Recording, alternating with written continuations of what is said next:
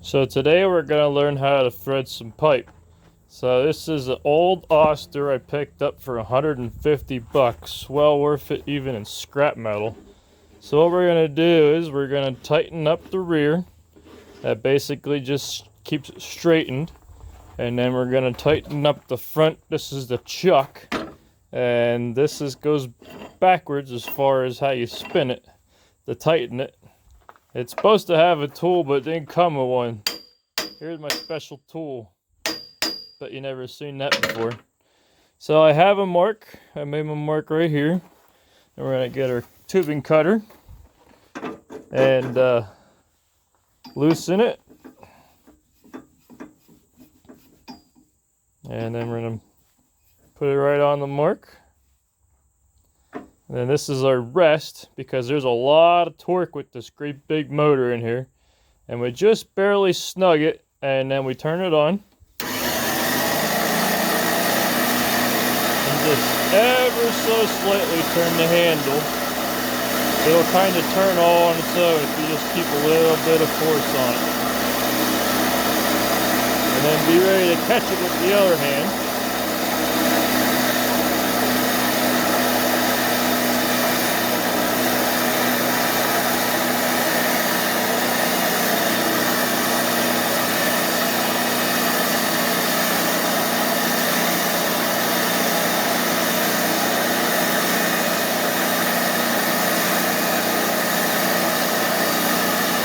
See the grooves getting deeper.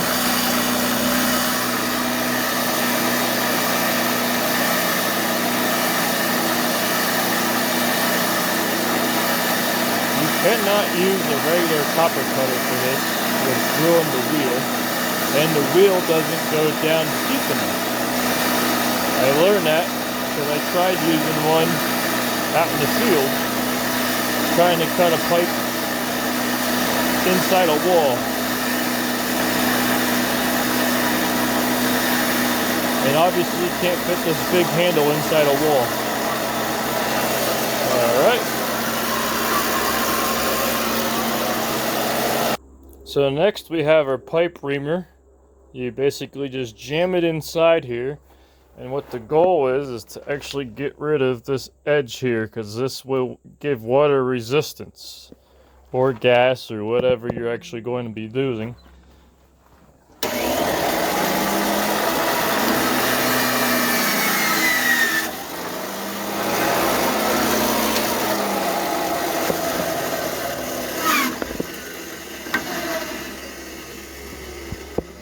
And of course that's never happened before until I try to film.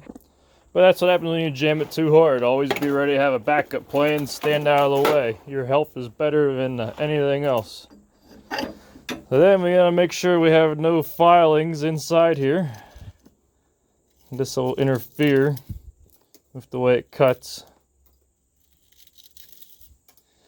And then you also need cutting oil. So now we're going to take it out of reverse, because we just unthreaded it not too long ago. And start it. And we push real hard to get it started. And add the oil.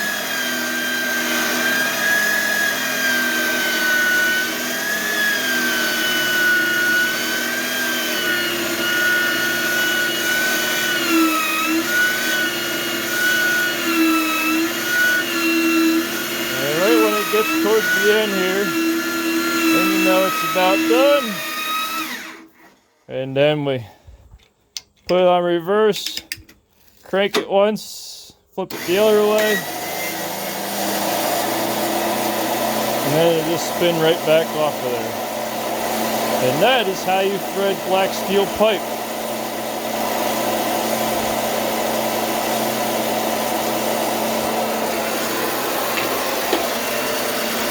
Now the next thing you want to do is make sure all your threads look good.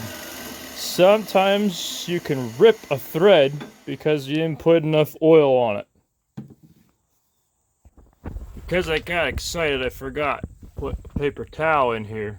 So if you were to stuff a rag in here first and not have any of it stick out, then you won't get oil and shavings and all that other stuff in there. So now I gotta actually wash this pipe out with soap and water because there's oil inside, and boilers don't like oil.